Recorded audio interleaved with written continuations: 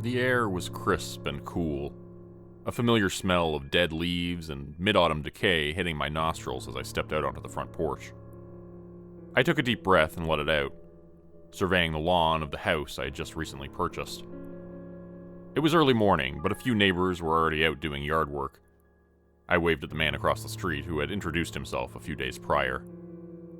Bill waved back, his garden-gloved hand brown with dirt. He was digging in his garden, preparing things for winter. His house was adorned with Halloween decorations. Ghosts hung from the trees, and streamers with dangling orange pumpkins and black paper cats were strung from the eaves. October 31st was less than a week away, and all of Hollow's End was tastefully decorated for the occasion. "Morning, Bill," I called out across the narrow cul-de-sac. "Morning, Steve," he called back. "Beautiful day." His smile made me grin back, and I felt glad that I had moved into this little village, not for the first time. Hollow's End was like a miniaturized version of a quaint town from an old movie. There were only a few thousand residents, and everyone seemed to know each other. The downtown was full of shops thriving with the business of Hollow's End residents, who chose to support each other over Amazon. There was no Walmart or Target within 100 miles, and despite their efforts, the citizens of Hollow's End intended to keep it that way. It was a place where everyone supported each other, and everyone cared about each other. But there was a dark side to this little town as well, as I would come to find out moments later. I went into my garage to fetch a rake and a yard waste bag, intending to remove all the dead leaves from my lawn since the old red maple out front had decided to let half of its branches go bare overnight. When I came back outside, I saw a sight that I would never forget. It was the first time I laid eyes on Charlie Munson. The man pulled up directly onto the front lawn of Bill's house.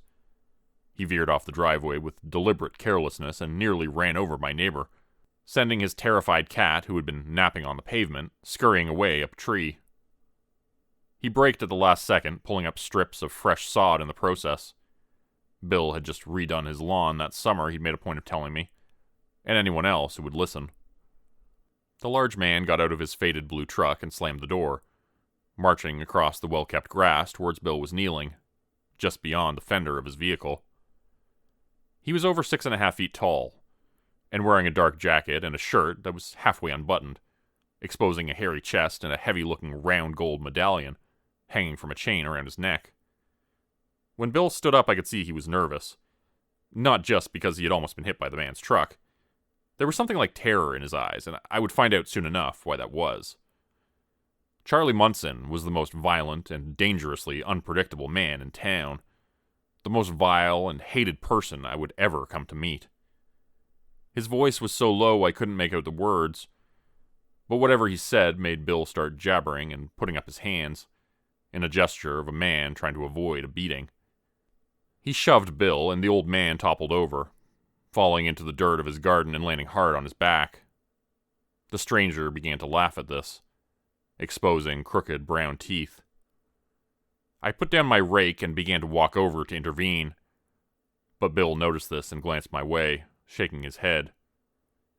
He didn't want my help, but why? The man who was accosting him saw me and looked over, a grin stretching across his slimy face. Suddenly whatever he was talking to Bill about was forgotten, and he walked my way. He started heading straight towards me instead. "A new peasant for the kingdom. I'm Charlie Munson," he said, sticking out his giant baseball mitt hand. "Hi," I said, taken back by his words. His hand hung between us, waiting to be shook. When I didn't take it, he simply reached out and grabbed my wrist from where it was hanging at my side, then yanked it towards him so hard it felt like my shoulder was dislocated. He squeezed my hand until it felt like my fingers would snap in half, and yet the smile on his face remained. I tried to remove myself from his grasp, but he kept squeezing harder and harder, until my bones began to audibly pop from the pressure. "What's your name, friend?" he asked with that horrible, predatory grin. "Steve," I managed. "Steve what?" His grip increased even more, and I could tell this man was far stronger than he looked, and he liked to hurt people. Steve Bancroft, I gasped, and after a few more long seconds, he finally relented and let go. I looked down to see my entire hand was an angry shade of purple, turning a little more red as the blood slowly returned. Good to meet you, Steve. Welcome to Hollow's End. I've lived here my whole life, but I always try to make newcomers feel welcome. Feel like they're a part of my kingdom. Your kingdom? I asked, shaking the life back into my hand. That's right. My kingdom. And everyone in my kingdom pays taxes. How much you got on you, Steve? He had to be kidding. Was he really trying to rob me in broad daylight? Now, don't think you're just giving me the money, he said, reading my mind. This isn't like that. I provide a valuable service to the people of Hollow's End. What's that? I asked, feeling like I was in a nightmare. Protection. I provide protection to this whole town. Like a knight in shining armor. I'll tell you what, Steve. You just got to town. You're new. I'll give you a few days before I collect my fee. You can talk to Bill over there and decide for yourself how much my services are worth to you. How's that sound? He didn't wait for an answer, just gently slapped my cheek a couple times like an old man talking to a child. I couldn't help but wince at the first one, unsure how hard it would be, and that made him grin even wider. I'll be back real soon, Stephen Bancroft. Don't forget my money next time, and make sure it's worth my while. You're going to want my protection, I can guarantee you that. Charlie Munson walked back to his truck and got in, spitting dirt from the tires as he pulled away and painting my neighbor brown with mud. He cast a few parting words at Bill, then drove off. And that was the first time I met the self-appointed king of Hollow's End, Charlie Munson. But it certainly wouldn't be the last. I should have warned you about him, Bill said once we were inside his house a few minutes later. He had invited me in for coffee after the fiasco outside. We were in Bill's kitchen, and he was wiping off his mud-splattered face with a wet paper towel. Then he began to prepare a pot of coffee. You deserve to know what's going on. But I was worried if I told you sooner, you'd just pack up and leave. And I like you, Steve. You seem like a good man. And we need good folks like you in Hollow's End to balance out the bad. Okay, I said, still unsure what he was talking about. Could you go into a little bit more depth, Bill? I don't get it. Who does that guy think he is? How does he get away with stuff like that? I mean, I don't know about you, but I'm calling the cops as soon as I'm done here. The only reason I haven't done it already is because you told me to wait, so what am I waiting for? Bill let out a sigh, looking defeated as he poured the off-brand coffee grounds into the filter, then clicked on the machine. Chugging, brewing sounds were heard a few moments later, and he motioned for me to follow him into the living room. Come on, he said. I want to show you something.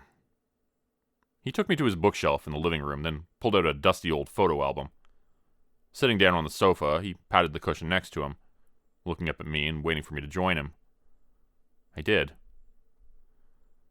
This is a picture of my grandpa, he said, pointing at an out-of-focus photo in black and white. See that man standing behind him? The tall guy with broad shoulders? I felt winded, as if I'd just been punched in the gut. It took me a few moments to recover my wits to speak. It can't be. It's not possible. How old is this picture? The person in the blurry photograph was familiar. There was no mistaking the massive, hulking shape of the man in it, wearing a black jacket and a half-unbuttoned shirt, a gold pendant hanging from his neck. It was Charlie Munson. There's no mistake. This photo was taken 60 years ago when I was 10 years old. And that's Charlie Munson looking the same back then as he does today. And you've seen for yourself that nowadays he looks 20 years my younger. My grandpa told us Charlie looked that way for as long as he could remember. For as long as anyone could remember. He flipped to the next page of photos. That's my dad. He owned a general store downtown. Saved up all his money and bought it from Dwight Hastings, with some help from the family, of course. But regardless, that place was his. That is until Charlie Munson came and did the same thing that he did to Dwight. Started charging him so much for protection that he couldn't afford to stay open anymore. He had to sell the place.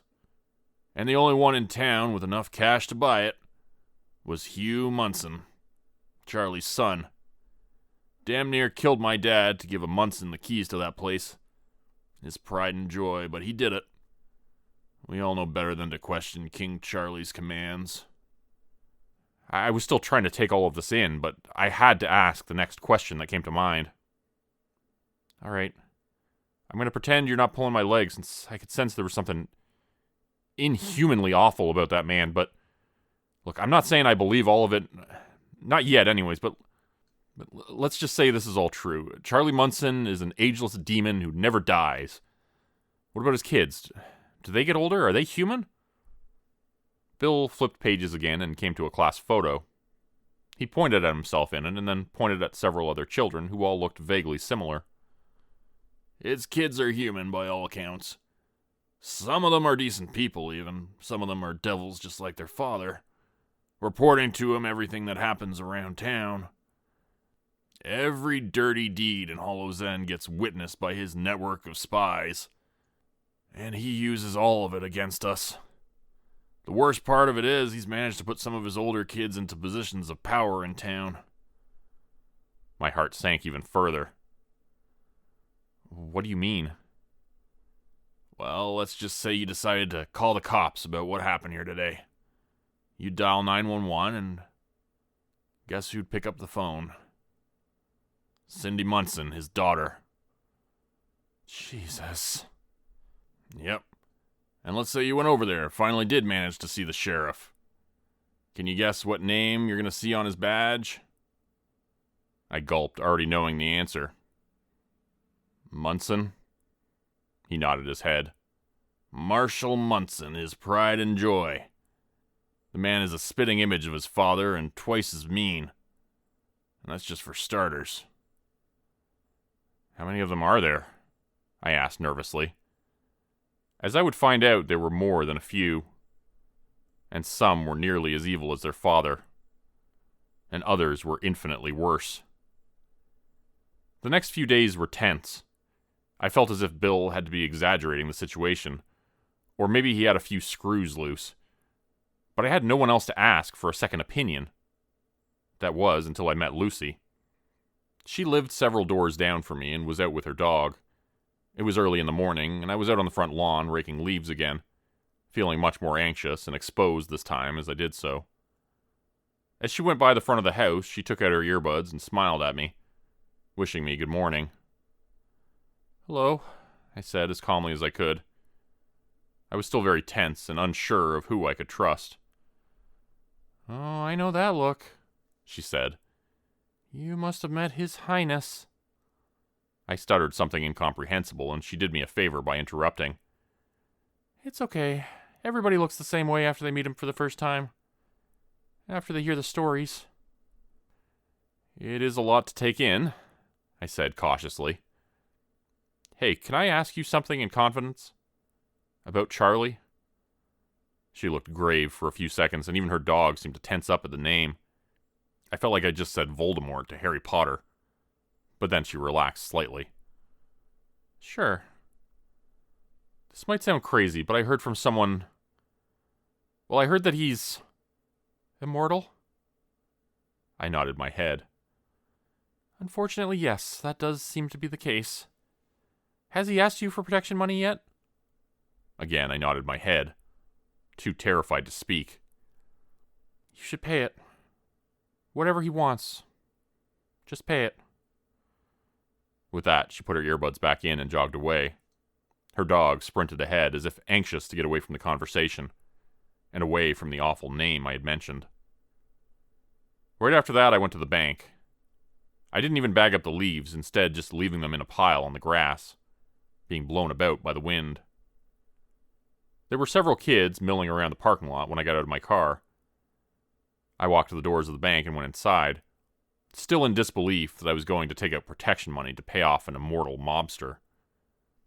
I withdrew $500, shaking my head the whole time and feeling as if I were in a bad dream and would surely wake up any second. If it came down to it, I would leave town and move somewhere else. But that would take time. Until then, I had to play ball with Charlie. "You kids excited for Halloween?" I asked the boys as I walked past them towards my car. It was all I could do to feel normal, and I was determined to try and continue living my life as much as I could, despite what was happening. "Yeah, we're gonna get so much candy this year." "Well, that's a good plan. I'll be giving out Snickers and Reese Cups if there's any left." The boys laughed, and I started getting into my car. "Oh, don't forget my dad's money when you go to the store, Steve," one of the young boys said. "Oh, and $500 isn't gonna cut it. He's gonna cut your fucking heart out if you try to give him that." My hands were shaking as I settled in behind the wheel, my knees buckling and giving out in sudden terror at the boy's words. I turned to look at him, but saw he was already riding off on his bike with his friends. What the fuck was going on in this town? What had I gotten myself into by moving here? When I got home, I found a message on my door. It was written in blood by the looks of it, and I saw tufts of bloody black feathers lying around the porch, from what appeared to be a dead crow. I confirmed this when I found the poor thing's head sitting on my doorstep.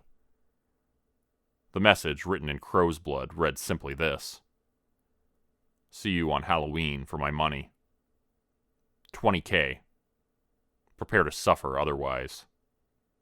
From Charlie." Whether it had been written by him or one of his kids, the fact remained the same. He was coming back on Halloween. And he wanted more money than I had. A lot more. I took a picture of the message with my phone before scrubbing it away. Maybe I could send it to the FBI, I thought. Someone had to be willing to do something about this maniac. Going back inside my house, I went to sit down in the living room. I hoped maybe I could make sense of this madness. Maybe there was some way out of it. A few minutes later, a knock came at the door. Only it wasn't the front door, it came from the back of the house, and I stood up to answer it, feeling nervous. I had never been scared to answer the door before, but now it seemed to bring with it some terrible, unknown element of danger. And even worse, there was no peephole, and no way to see who it was. Part of me considered just pretending I wasn't home, but something told me I should answer it. It turned out the person at the back door was one of Charlie's daughters. She had a plan, as it would turn out. A plan that would change the fortunes of the citizens of Hollow's End from that day forward. "I need your help," was the first thing she said, her brown eyes looking up at mine hopefully. "Not just me. All of us." Halloween was going to be the big night. As it turned out, Charlie was a lot like a big kid in many ways. He was similar to a schoolyard bully in that he took from others rather than earning things for himself. He beat up on people, intimidated people, and made them feel little. October 31st was one day when everyone in town knew that Charlie would expect an offering from them. Christmas and Easter were much the same, as was Charlie's birthday, which came in August. This meant that every season of the year, Charlie expected a gift, and Halloween was meant to be the biggest of them all. The entire town threw a festival on that day as well, and the self-appointed king of Hollow's End would observe the proceedings from his elevated stage platform, where he remained seated on a throne, constructed of cornstalks, pumpkins, and sunflowers. People would bring him offerings of money or livestock, or whatever they could afford. As Charlie sat up on the platform, I waited for my turn to be called forward. My legs were nervously shaking up and down, and my fingers tapped on the table where I sat. I couldn't stay still. Bill had confirmed that Hilda was one of the few decent Munson children, and I had let him in on the plan as she had requested. The two of them sat nearby, and I glanced at them occasionally. There were only a very few of us who knew what was going to happen at the festival. We had to keep it to only those we could trust. Charlie had a way of finding out secrets, hence the last-minute nature of the plan. Hilda knew if anything was set up ahead of time, Charlie would find out.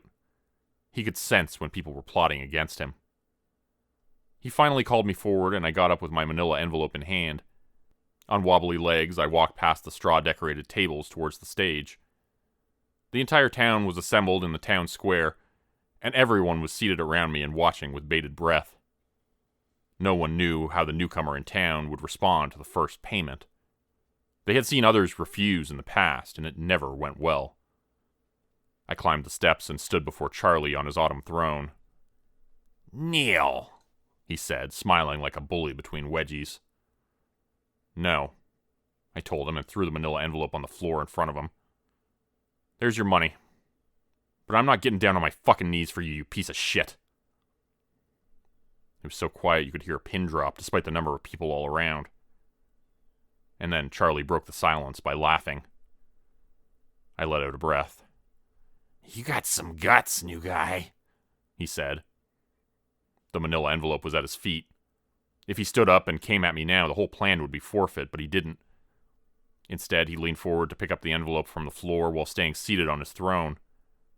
2 enormous guards flanked him on either side. They were in on our plan. He appeared shocked as they grabbed his arms and pulled them backwards, twisting them behind his back.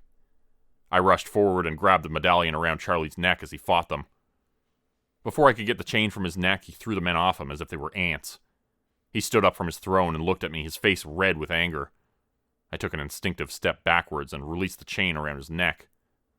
"I'll deal with you," he said ominously. Then he picked up the first guard by his throat and whispered something in his ear.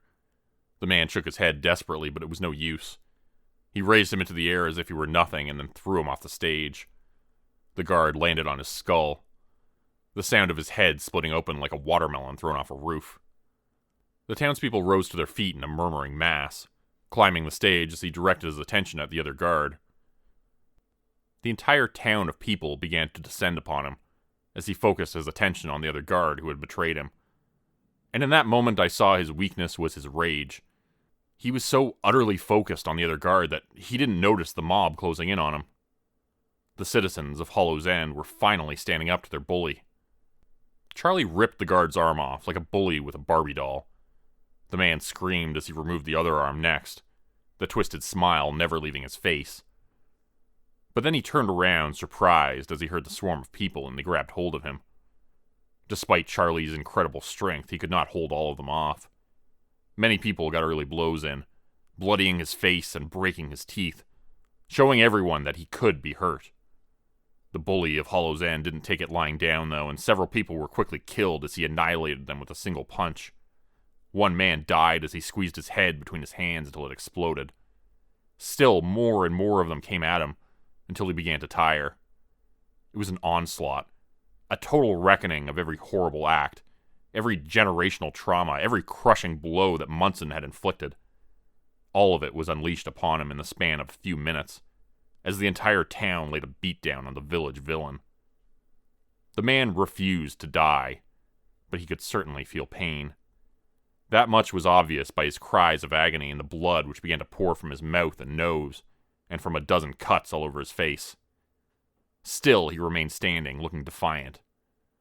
"Sticks and stones, you sons of bitches," he muttered, spitting out a broken tooth. "By tomorrow morning, be good as new again."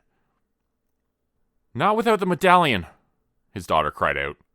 "That's the source of his power. If we take it from him, he won't be invincible anymore." Charlie's eyes went wide at this, and it was obvious from his expression that it was the truth. The medallion was his strength, but also his weakness. A handful of the strongest men from town began to pull Munson's arms back, twisting them behind him as he fought with every ounce of strength.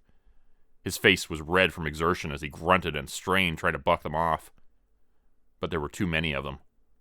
And eventually someone came along and plucked the medallion from Charlie's neck, as he snapped like a dog with his teeth, trying to bite the hand reaching for it. I saw it was Bill, my neighbor, who managed to grasp it in his hands eventually, as the color drained from Charlie's face. "You don't know what you're doing," Munson screamed. "I protect you! I protect all of you!" It was amazing how deep his delusions went, I thought, as I watched him cry out in anger over and over again. It was like he actually believed his own lies, that he was somehow protecting us with his horrible actions. "I'm the White Knight!" he cried out. "The gateway will open if I'm not here to guard it." That part was a bit odd, The residents of Hollow's End stood around looking confused and uncertain as his cries became more pained, and his face began to dehydrate like a grape being turned into a raisin. Age lines turned to craters in an instant. Crevices turned into canyons, and his cheeks became sallow. The color fled from his eyes as they turned gray, and the hair began to drop from his head in clumps. The clothes upon his back became too large as his waistline drew inwards, and his breathing turned to a wheezing death rattle. "I'm your protector," he managed as he collapsed on the stage. His skin began to flake and float away on the breeze, until there was nothing left where he had stood only moments before. It was silent for a second, but then a deep, thundering noise rose up all around, and the ground began to shake. A shrill, cackling sound of laughter rose up into the air. I looked to see the woman who had introduced herself to me as Charlie's daughter Hilda was now transforming, turning into something else. Her form turned shadow-like and semi-transparent, and she began to hover over the ground. Her laughter continued to fill the air as the ground split open, revealing a wide, gaping chasm.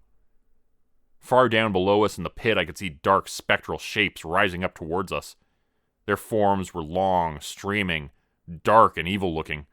They held spears and pitchforks rising up on air currents from what appeared to be lava, flames, and oppressive darkness. "We knew one day you would all grow tired of the Guardian," the spectral woman cackled. "Tempt him we did for centuries. We made him weak to the urges of the flesh. We made him greedy, for all mortals can be tempted. And now you are unprotected. You are vulnerable. And this one sacred place on Earth, which is a gateway to the underworld, can now be opened. The end is upon us." Her shrill laughter rose up higher once again as she floated above us in an unnatural red light. The approaching hordes of demons could be heard drawing closer, and a moment later they emerged from the chasm, shrieking and howling as they set off into the sky. Thousands of them poured out, chasing the villagers and terrifying them as they reached out with long, taloned claws, gnashing at them with pointed teeth. One of the demon creatures came at me and I ducked out of the way, just as its horrifying red-eyed visage flew past. Its screeching laugh pierced my ears and made me feel a sense of dread and hopelessness unlike anything I'd ever experienced, as if the mere sound of the thing had stolen a piece of my soul. Another came at me and another, each time filling me with crushing dread and despair, taking my energy from me. I can't explain the feeling, but suddenly it was like I hadn't slept in days, as if I hadn't eaten in weeks. My movements slowed with each attack, and this time I did not get away unscathed, as one of the horrible creatures managed to reach out and raked my back, leaving long, painful gashes. I wound up on the floor and looked to see Bill was still standing there with a medallion in his hand. One of the demons was coming at him, though, and was attempting to steal it from him. Several of them swarmed him like angry bats, harassing him and swatting him with their massive wings as they hovered around him, clawing and scratching at his arms, trying to take their prize. "Bill, the medallion!" He seemed to hear me over their inhuman shrieks and looked at me, his eyes wide with fear.